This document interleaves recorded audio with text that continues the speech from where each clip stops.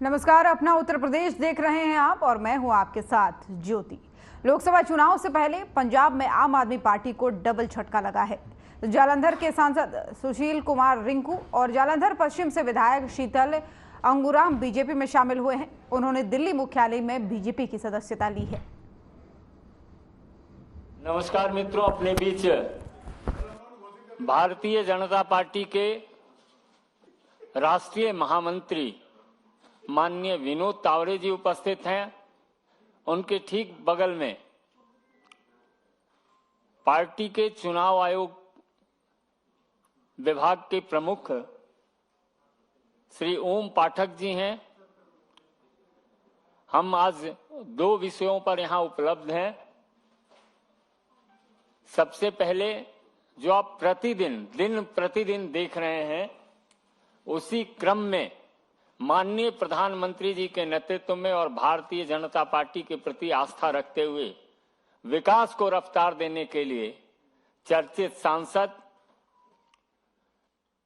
माननीय रवनीत सिंह बिट्टू जी को माननीय विनोद तावरे जी सर्वप्रथम पार्टी की सदस्यता ग्रहण कराएंगे। तत्पश्चात आगे हम बस यही हैं।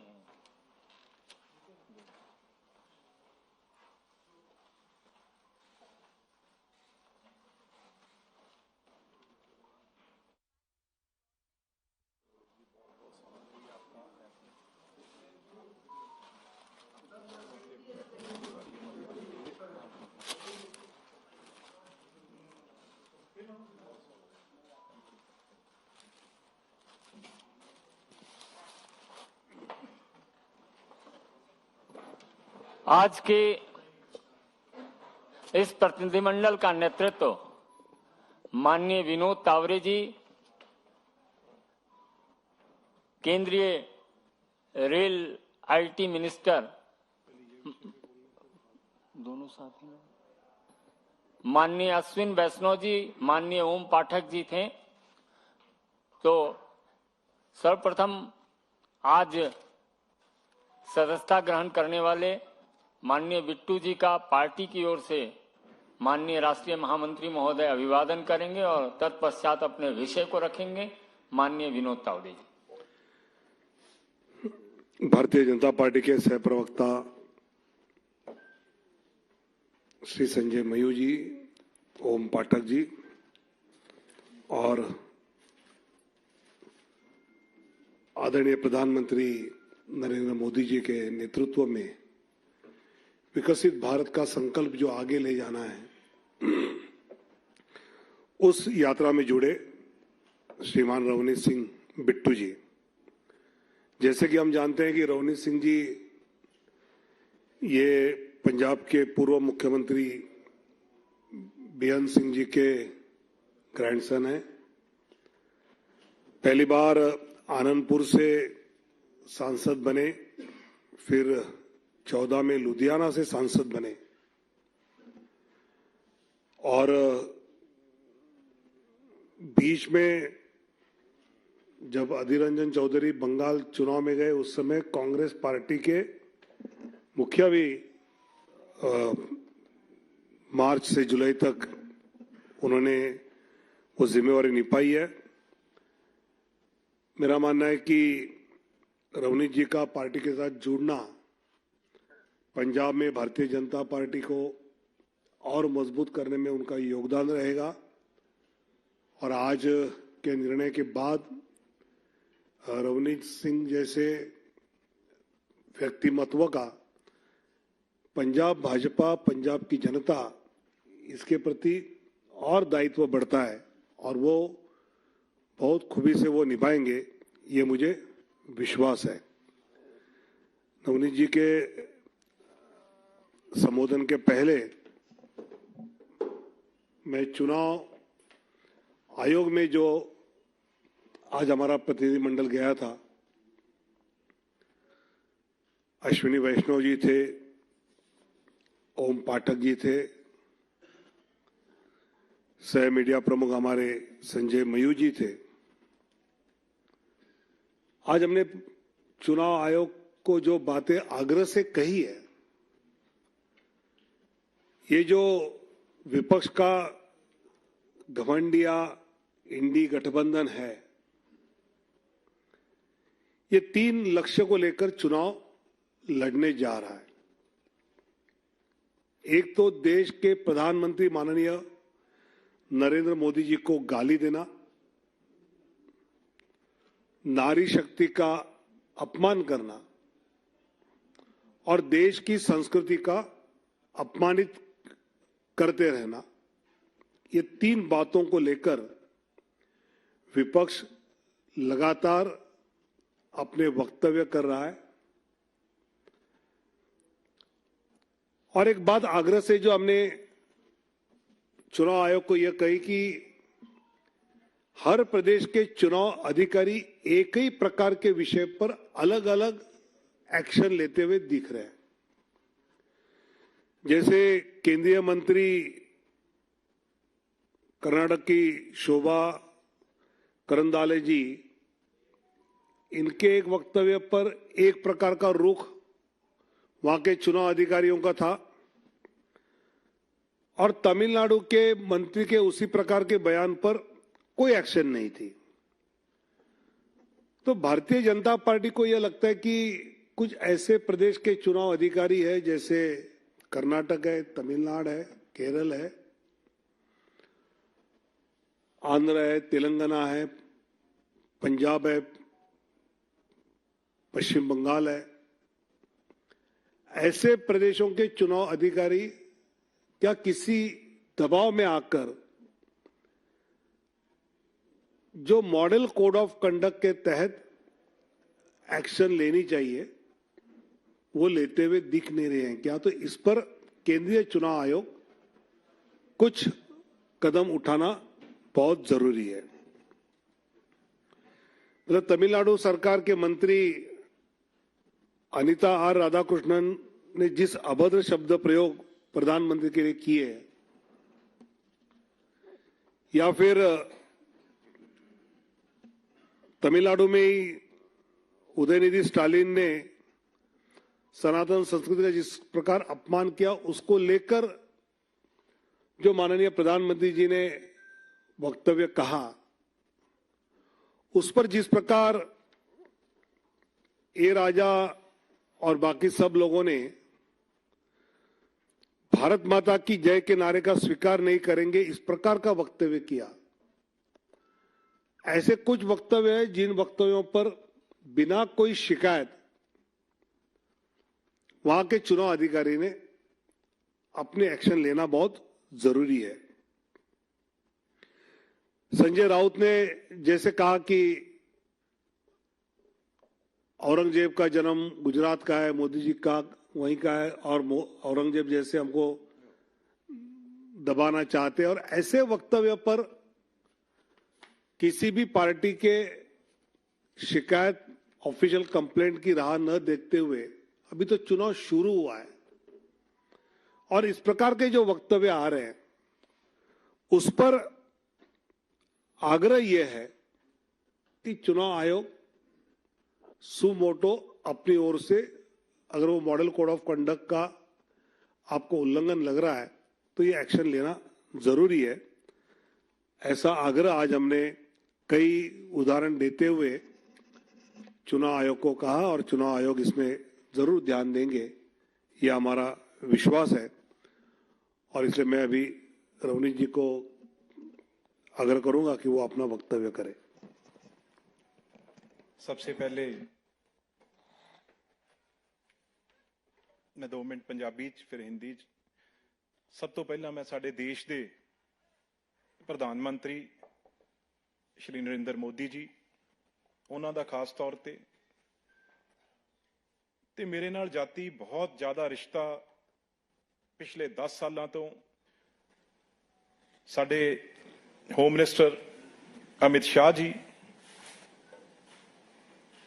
साडे क्योंकि नाल दे गवांढी सूबे तो प्रधान JP नड्डा साहब, उन्हां दा दिल दीआं गहराइयां तो मैं उन्हां दा धन्नवादी हाँ भी उन्होंने मैनू BJP च मौका दिता। ते खास तौर ते अज ज्वाइन कराउण वेले विनोद तावड़े जी ਜਿਹੜੇ ਸਾਡੇ ਜਨਰਲ ਸੈਕਟਰੀ, ਉਹਨਾਂ ਦਾ ਮੈਂ ਬਹੁਤ ਦਿਲ ਦੀਆਂ ਗਹਿਰਾਈਆਂ ਤੋਂ ਧੰਨਵਾਦੀ ਹਾਂ। ਸਾਡੇ ਸੰਜੇ ਜੀ, ਇਹਨਾਂ ਦਾ ਬਹੁਤ ਧੰਨਵਾਦੀ ਹਾਂ। ਸਾਡੇ ਓਮ ਪਟਨਾਇਕ ਜੀ, ਉਹਨਾਂ ਦਾ ਧੰਨਵਾਦੀ ਹਾਂ।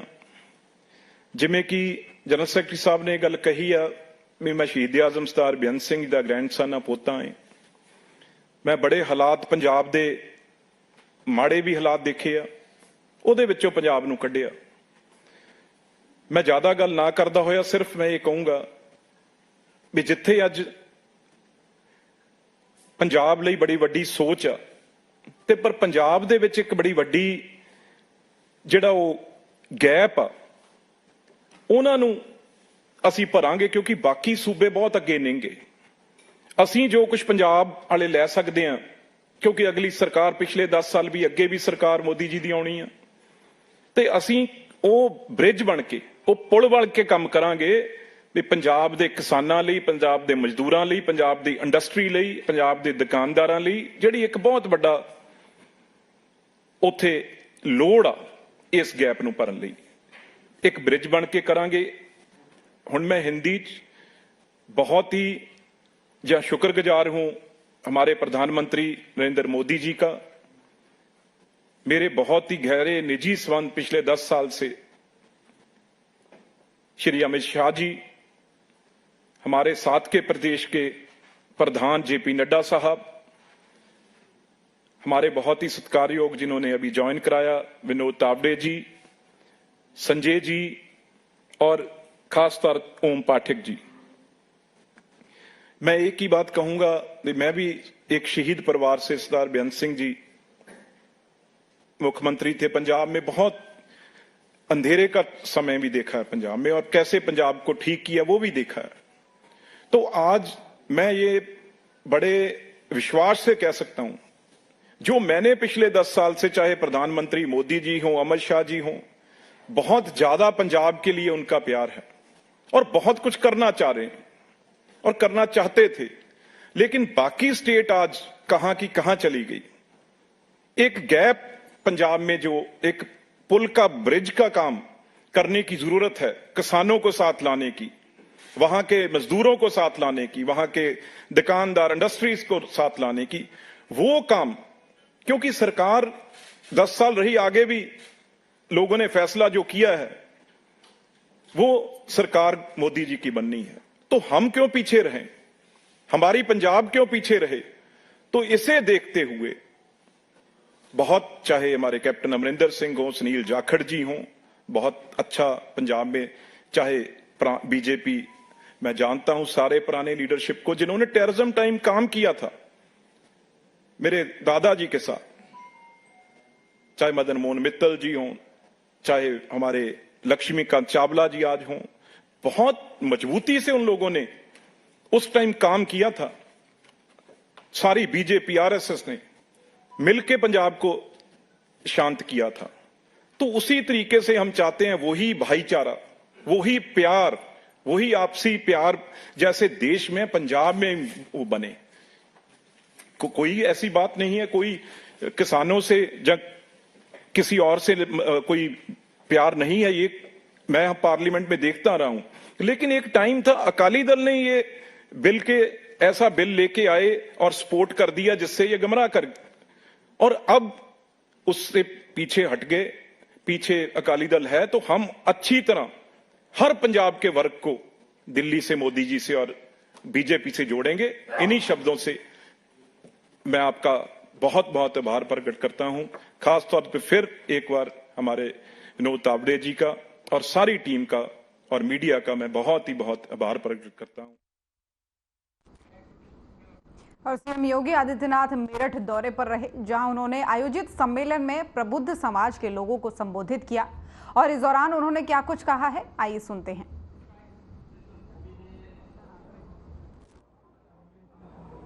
आजादी के प्रथम स्वातंत्र समर का संकलन किया था, ऐसे मेरठ की धरा को मैं कोटि कोटि नमन करते हुए आप सभी प्रबुद्ध जनों का हृदय से अभिनंदन करता हूं। मंच पर उपस्थित हैं भारतीय जनता पार्टी के क्षेत्रीय अध्यक्ष श्री सत्येंद्र सिसोदिया जी, प्रदेश सरकार में मंत्रिमंडल के मेरे सहयोगी मंत्रीगण श्री कपिल देव अग्रवाल जी, श्री सोमेंद्र तोमर जी, लोकप्रिय सांसद जिनकी आवाज मेरठ के विकास के लिए और पश्चिमी उत्तर प्रदेश के विकास के लिए विशेष रूप से उभरती थी, लगातार कार्य करते थे, ऐसे श्री राजेंद्र अग्रवाल जी, और उन्होंने अपना उत्तराधिकार जिन्हें सौंपने जा रहे हैं कला के क्षेत्र में भी और संस्कृति के संवर्धन के लिए। एक सामान्य सी मैं बताऊं, पिछले 15 दिन से हम होली के गानों को सुन रहे हैं। मित्रों, कितना प्रभाव पड़ता है। मैं अक्सर चिंतित रहता था कि हमारे पर्व और त्योहार को कितना फोड़ बनाने का प्रयास हो रहा है, कितने फोड़ गाने बजते थे, लेकिन इस बार मैं प्रदेश भर के सभी जगहों के गानों को मैं मंगवाता था कि भाई क्या गाने बज रहे हैं, मुझे थोड़ा बताओ, क्योंकि समाज की जानकारी मिलती है। लेकिन हर जगह एक ही गाना होली में बज रहा था, जो राम को लाए हैं। अब अनुमान करिए, होली है लेकिन होली के अवसर पर गाना बज रहा है जो राम को लाए हैं। अब आप सोचिए कितना परिवर्तन हुआ है, और यह परिवर्तन आज मेरठ में भी हमें देखने को मिल रहा है कि राजेंद्र जी ने कितनी सहजता के साथ, कितनी ईमानदारी के साथ और उतनी ही यानी बहुत जुझारू सांसद थे, लगातार लगते थे। संसद के हर सत्र में उनकी आवाज उठती थी। मैं भी 2009 से 14 तक और फिर 14 से लेकर के 17 तक देश की संसद में उस दौरान था जब राजेंद्र जी भी मेरठ से सांसद थे, और मैं अक्सर उनसे पूछता था कि राजेंद्र जी आप कब मेरठ जाते हैं, कब दिल्ली आते हैं, क्योंकि पता ही नहीं लगता है। संसद जैसे समाप्त हुआ और मेरठ आ गए, और संसद शुरू होने तक फिर संसद में पहुंच गए। उस समय ये कनेक्टिविटी इतनी अच्छी नहीं थी 2009 में। 14 के पहले की कनेक्टिविटी और 14 के पहले के मेरठ और पश्चिमी उत्तर प्रदेश की जो तस्वीर थी वह आपके सामने है। और उन स्थितियों में राजेंद्र जी ने अपने योग्यतम प्रतिनिधि के रूप में, उत्तराधिकार के रूप में अरुण गोविल जी को आपके बीच में यहां पर दिया है। और अरुण गोविल जी भारत की कला जगत के वह एक जीवंत हस्ताक्षर हैं जिन्होंने प्रभु राम के चरित्र का मंचन आज से 3 दशक पूर्व जिस मजबूती के साथ किया था। मैं देख रहा था, उस समय तो लोकप्रिय था ही, लेकिन कोरोना में 4 साल पहले जब लॉकडाउन लगा था, सबसे ज्यादा मांग हर परिवार से हुई थी कि रामायण सीरियल दिखा। तो सीएम योगी को सुन रहे थे आप। वहीं गाजियाबाद में प्रबुद्धजन सम्मेलन का आयोजन किया गया। इस दौरान सीएम योगी ने लोगों को संबोधित किया। इस दौरान उन्होंने क्या कुछ कहा है, आइए सुनते हैं। आपने जिस उत्साह के साथ मेरा स्वागत किया, पिछले लगभग 2 घंटे से आप सब अपनी व्यस्तता में से समय निकाल करके आज यहां पर आए हैं, लोकतंत्र के इस उत्सव में सहभागी बनने के लिए उपस्थित हुए हैं। मैं सचमुच आपका हृदय से अभिनंदन करता हूं, आपका स्वागत करता हूं। आपने आज के लिए जो समय निकाला है, ऐसा ही समय मतदान के दिन भी निकालना है, और यही अपील करने के लिए मैं आया हूं। न केवल निकालना है बल्कि औरों को प्रेरित भी करना है, क्योंकि लोकतंत्र के प्रति हमारी ये सबसे बड़ी निष्ठा होगी और लोकतंत्र के प्रति हमारी सबसे बड़ी प्रतिबद्धता का एक प्रमाण भी होगा। आपका ये वोट कितना कीमती हो सकता है, ये आपने कल और परसों महसूस किया होगा। हमें से जितने लोग हैं ना, वे बचपन में और बचपन से इस गाने को सुनते रहे होंगे होली के अवसर पर। होली खेले रघुबीरा अवध में, होली खेले, सुनते रहे होंगे ना। लेकिन क्या सचमुच पिछले 500 वर्षों से रामलला ने होली खेली थी क्या अवध में? आपके एक वोट ने वो साबित कर दिया कि नहीं, रामलला अपने अवध में होली खेली।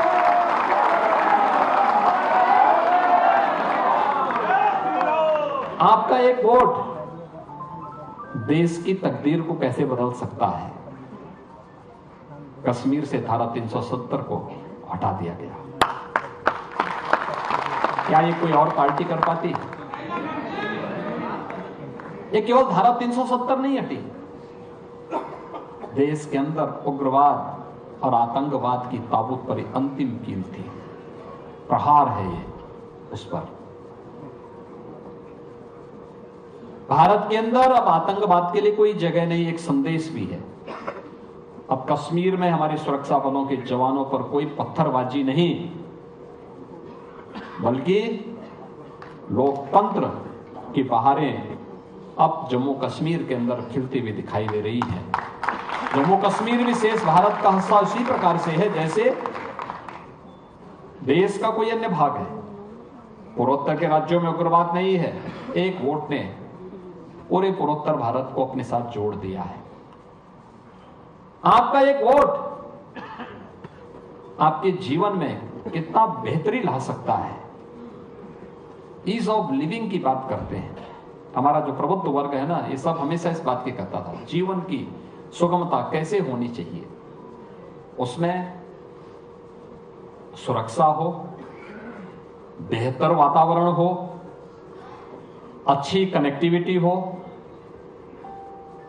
स्वास्थ्य के लिए, शिक्षा के लिए उस प्रकार के अवसर हो, व्यापार के लिए अनुकूल माहौल हो। क्या सचमुच 2014 के पहले देश के अंदर और 2017 के पहले क्या उत्तर प्रदेश के अंदर इस प्रकार का माहौल था? क्या नहीं था। यही गाजियाबाद है। 1998 से मैं सांसद था। गाजियाबाद आने में हम लोग एक बार हिचकते थे, दो कारणों से। एक, गाजियाबाद अपराध के लिए और दूसरा गाजियाबाद गंदगी के लिए। ये दो के लिए बहुत वैसा था। इस प्रकार की अव्यवस्था थी और आज गाजियाबाद स्मार्ट सिटी में नंबर बनाता है। तो चेंज है। गाजियाबाद पुलिस कमिश्नरेट का, पुलिस रिफॉर्म का सबसे अच्छा उदाहरण बनता जा रहा है। एक गाजियाबाद की पहचान बन गई। सुरक्षा का बेहतर माहौल। अभी मैं यहां पे रियल एस्टेट से जुड़े हुए लोगों का परिचय ले रहा था। यानी वर्षों से जिन लोगों को मकान नहीं मिल पाए थे, आज गाजियाबाद में संभव हो पाया है कि उन बायर्स को बिल्डर समय पे मकान दे रहे हैं और बेहतर तरीके से दे रहे हैं। क्या चेहरे पे चमक है उन लोगों की, जिन लोगों को वर्षों के बाद अपना आवास मिला है। ये केवल बिल्डर की गलती नहीं थी, सरकार की अकर्मण्यता भी थी, जो निर्णय नहीं ले पा रही थी। सरकार ने निर्णय लेना प्रारंभ किया, एक साथ दोनों के साथ संवाद बनवाया। आज परिणाम क्या है? बिल्डर बायर की समस्या का समाधान अंतिम निष्कर्ष पर पहुंच रहा है। लाखों लोगों को उसका आवास मिल रहा है।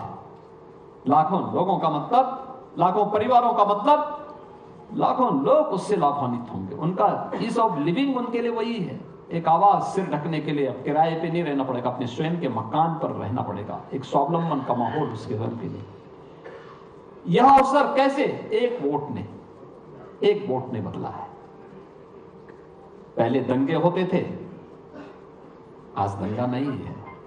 दंगों के कारण कर्फ्यू लगता था, आज कर्फ्यू नहीं है। आज तो कावड़ यात्रा निकल रही शानदार तरीके से।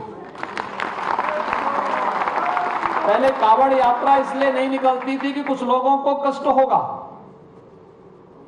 कुछ लोगों को कष्ट होगा। हमने कहा कि भी देखो, हम किसी को कष्ट पहुंचाने के लिए नहीं आए हैं, हम तो समाज को संतुष्ट करने के लिए आए हैं। और समाज की संतुष्टि यह है कि आस्था का सम्मान होना चाहिए, भारत की सनातन आस्था का सम्मान होना चाहिए, और आस्था का सम्मान कावड़ यात्रा से होगी। हमारा सनातन धर्मावलंबी किसी को छेड़ता नहीं है, शांतिपूर्ण तरीके से, सौहार्दपूर्ण तरीके से जीवन यापन करना चाहता है। तो सीएम योगी को सुन रहे थे आप। बुलेटिन में फिलहाल इतना ही। नमस्कार।